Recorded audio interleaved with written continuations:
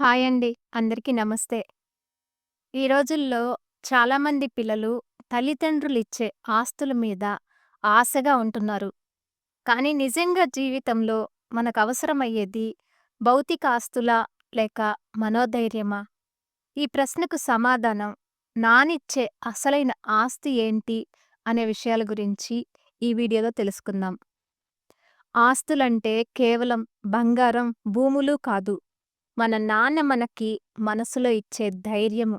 మన నాన్న మనకి మనసులో ధైర్యాన్నిస్తాడు.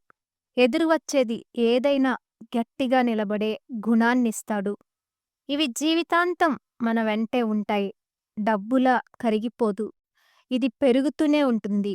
అలాగే నలుగురికి సహాయపడే గుణాన్ని నేర్పుతాడు. దీనివల్ల మనం ఎప్పటికీ ఒంటరి వాళ్ళం కాము. మన చుట్టూ మంచి మనుషులుంటారు. ఈ గుణమే మనకి మంచి పేరుకి, గౌరవానికి దారితీస్తుంది.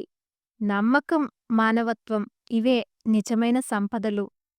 ఆస్తి లేకపోవడం తప్పు కాదు. కొంతమంది తల్లిదండ్రులు ఆర్థికంగా బలహీనంగా ఉండొచ్చు. కానీ వాళ్ళు మనకిచ్చే విలువలు జీవితాన్ని బలోపేతం చేస్తాయి. భవిష్యత్తులో మనం సంపాదించేదంతా వాళ్ళిచ్చిన విలువల మీదే ఆధారపడి ఉంటుంది. నాన్న కోసం గర్వపడండి. నాన్న మనకి లక్షలివ్వలేకపోయినా, లక్షల విలువ ఉన్న జీవిత సూత్రాలనిస్తాడు. అది చాలు మనం నిద్రపోయే సమయంలో మన మనసు తృప్తిగా ఉండేందుకు. నిజమైన సంపద మనకెవరిచ్చారు అన్నది కాదు.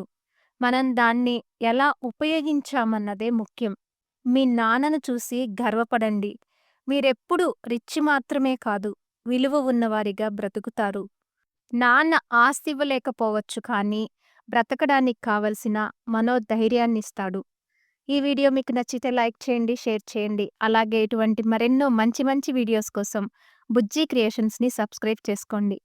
Thanks for watching.